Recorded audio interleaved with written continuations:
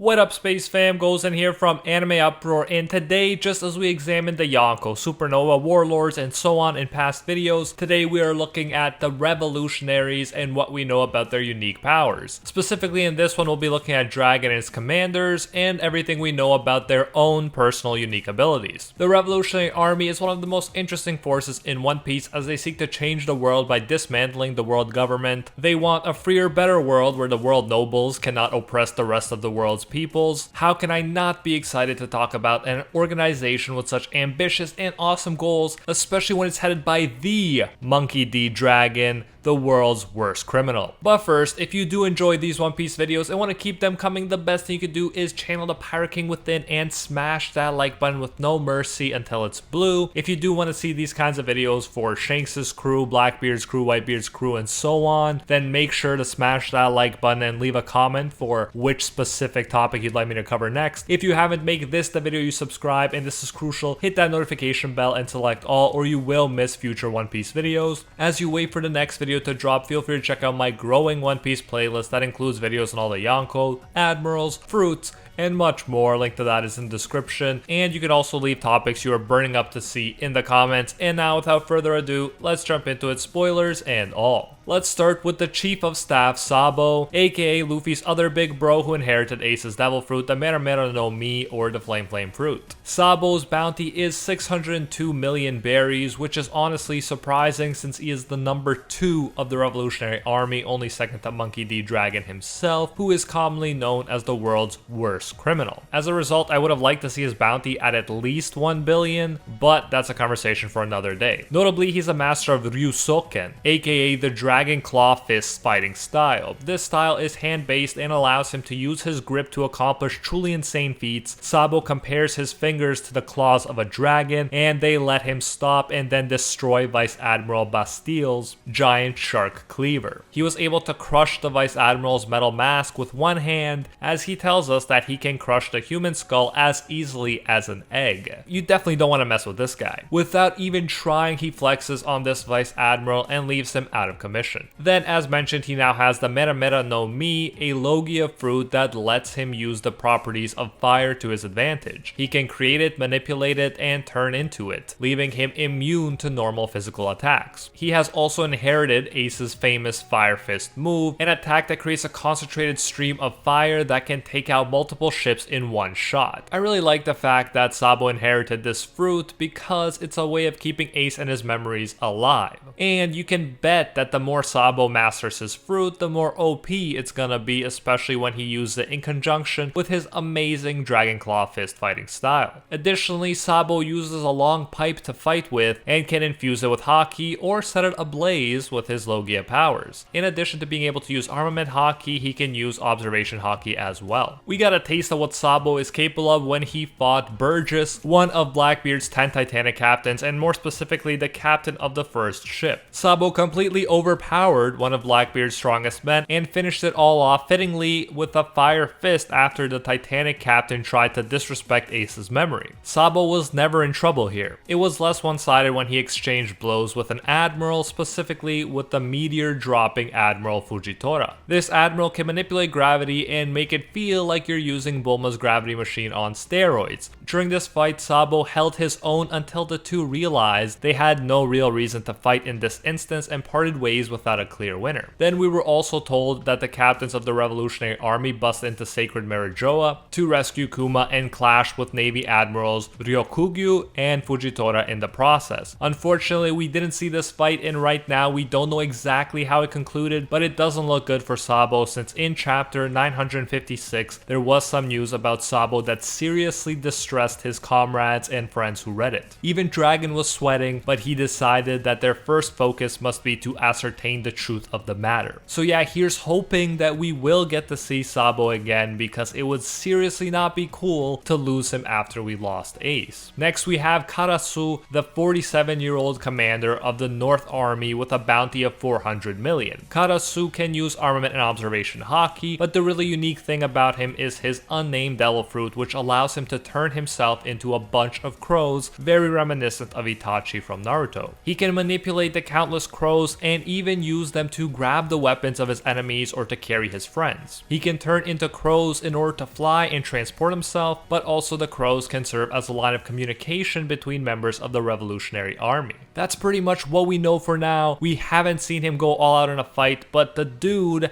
at least visually, definitely doesn't look like someone you want to mess with. I look forward to seeing how his powers will be used against a powerful one-on-one opponent, but for now, let's move on to Belo Betty, the commander of the East Army, who will most definitely get you pumped up. This attractive 34-year-old has a bounty of 457 million berries, even higher than that of Karasu. Betty is considered to be the flag bearer of freedom because with a single wave of her banner, she can call forth the strength of people, specifically of oppressed people. By speaking to them and encouraging them, she raises their resolve and physical strength. The power helped ordinary citizens overcome the Peachbeard pirates with sticks. No small feat. It is a very unique power and a perfect one for a revolutionary. Currently in the Wano arc, the Go metaphor has emphasized the importance of numbers, not just strong individuals in conflicts, and if Betty could get countless people to rise up, that could be a nightmare for the Celestial Dragons and the Marines, so I totally understand why her bounty would be even higher than Karasu's. She can also use armament and observation hockey. Next up, we have the miniskirt wearing giant Morley, the commander of the West Army. The 160-year-old's bounty is 293 million berries. Just being a giant comes with certain advantages like increased strength and a longer lifespan. Like Ariel's dad, Morley wields a trident, except instead of moving around in the sea, he moves around in the ground. He ate the Oshi Oshi no Mi, a paramecia fruit which lets him manipulate the ground as if it were clay. He can push and mold it to his will, whether he's sending a wave of it at his enemies or just traveling through it effortlessly. From a revolutionary perspective, it's probably very useful for getting into hard to reach locations. Like the others, he can use armament and observation hockey. Again, we've seen these guys easily overcome the Peachbeard pirates, but I hope we get a chance to see them all being pushed closer to their limits in a prolonged fight, so we can get a better sense of what they're truly capable of. Next up, we have Lindbergh, the cat mink commander of the South Army. What's not to love about this 37-year-old steampunk cat? His bounty is a solid 316 million berries. As a mink, Lind is a natural-born fighter and is capable of channeling electricity via electro into his attacks and or weapons. Not only are the attacks strengthened, they can lead to burns or even paralysis. Add in a full moon and we may get to see Lind undergo a Sulong transformation, which would be very hype. Once transformed, all existing skills will be amplified and the mink's body will be surrounded by electro sparks, like they just went Super Saiyan 2. Aside from this, Lind is an inventor and uses his gadgets in battle. He flies around with a jetpack, which is very cool, almost as cool as this cool shooter that has the power to freeze weapons or people like Mr. Freeze himself. As usual, this commander can use armament and observation hockey. Overall, this cat dude is one of my favorite commanders since I think his design is amazing. Can't wait to see his Sulong form, can't wait to see his other inventions, and as usual, can't wait to see what it looks like when he's pushed to his limits in battle. Fun fact, there are theories based on Lindbergh's name that he could be a traitor and that the revolutionary plan at the Reverie went sour because he betrayed his comrades, but that's just a theory at this point, and I'm really hoping that this steampunk cat lives up to my high expectations of him. Next up, we have Emporio Ivankov, aka Eva, the commander of the G Army, aka the Grand Line Army of the Revolutionaries. Ivankov is 43 years old after the time skip and is also known as the Queen of the Kamabaka Kingdom, the Okama King, and a miracle person. Clearly, Eva does not conform to any one label. We don't know his exact bounty currently, but we do know he was kept in level 5 of Impel Down, a place where criminals with bounties of 100 million and over are kept. Eva has plenty of techniques up his sleeves, one of which includes the Death Wink. From a wink, he can create shockwaves strong enough to send back projectiles or to just do massive damage. If being able to accomplish so much with just a wink isn't a giant flex, I don't know what is. Ivankov possesses the Horm fruit, a paramecia fruit which turns one into a hormone-controlling human. As Eva explains it, he can freely manipulate hormones at will, gender, body, temperature, pigmentation, growth, excitement. He is an engineer of the human body who can alter people from the inside. Eva can turn men to women or women to men by injecting the right hormones through his fingertips. He can use this ability on himself too. Eva even saved Luffy from poisoning by stimulating his natural immunity factors to abnormal levels and altering his body to enable him to fight off the poisons inside him. According to Eva, he just changed Luffy's survival rate from 0 to 2 or 3%.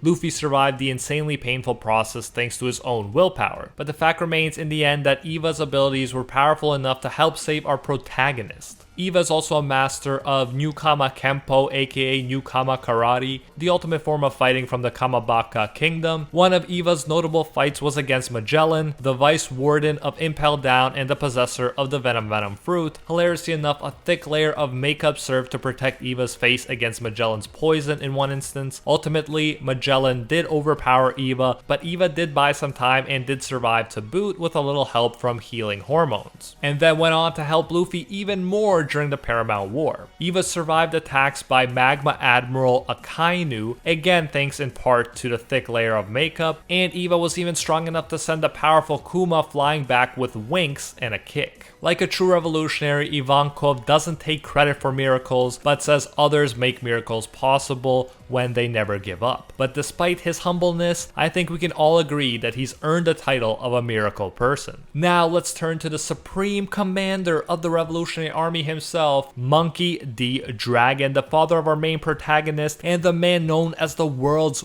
worst criminal, probably the coolest title in the entire series. He is 55 years old after the time skip, and his bounty has yet to be revealed. It should be at the very least over 1 billion berries, but my hope is that since he is considered the world's worst criminal, he will have the highest bounty of any living character. That being said, since Sabo's is so low compared to some Yonko commanders, it's totally possible and maybe even likely that Dragon's bounty won't be as high as I wish it to be. We know Dragon's gotta be strong when we look at his position and who his father and son are, but the other big reason his bounty should be high is because, as Robin pointed out, while pirates usually don't attack the government or navy on their own, Dragon and the revolutionaries directly challenge them. We're told the government is angry and continuously searching for Dragon, but to no avail. The fact that Dragon has been able to avoid capture and even continue to act for so long shows how much of a threat he truly is. We're further told that he is a man of mystery and that no one knows anything about him, but here we will look at what else we do know. We do know that he appeared when it looked like Smoker had captured Luffy during chapter 100, and by doing so he helps Luffy escape. When asked why he helped Luffy, he simply said, and I quote, "What reason would I have to get in the way of another man's voyage?" End quote.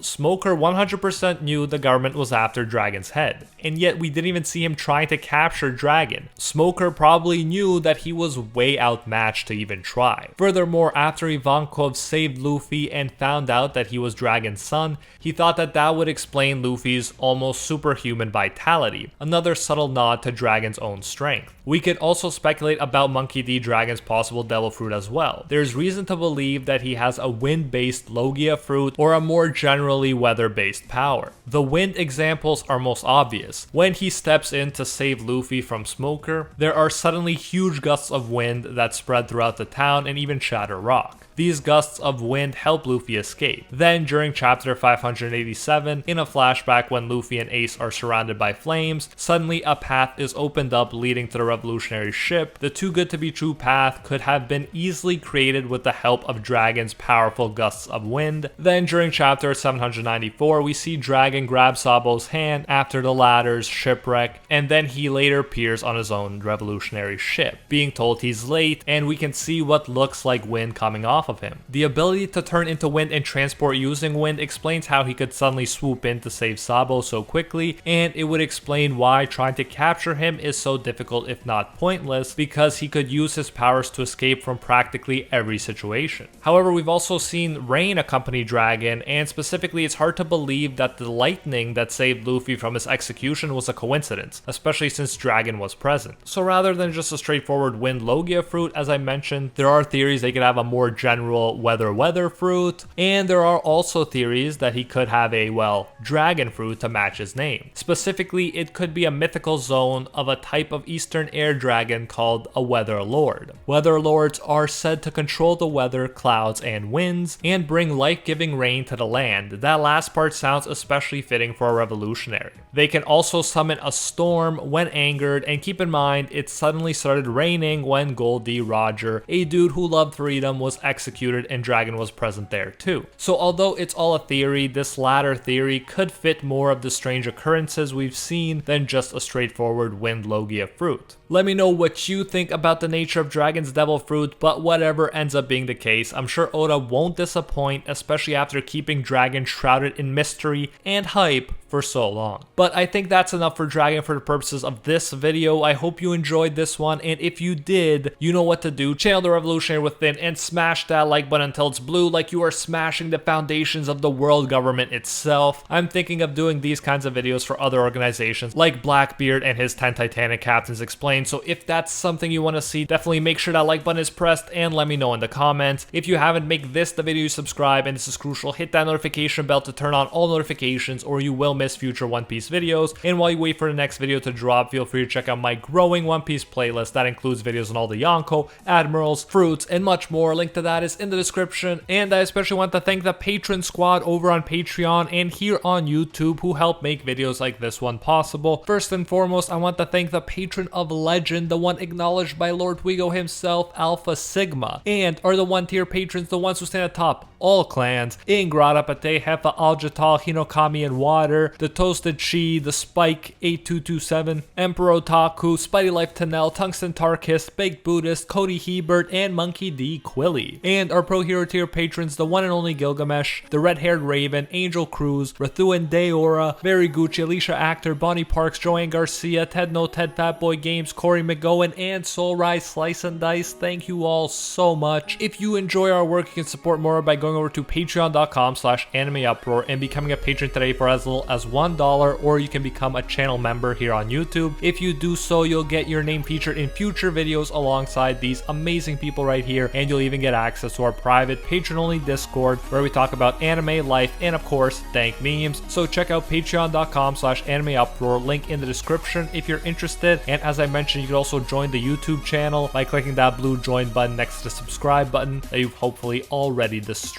So yeah, you can support more content that way if you prefer. Whichever way you choose to support us, you can get the same great benefits. Thanks again, and until next time, see ya, Space Cowboys.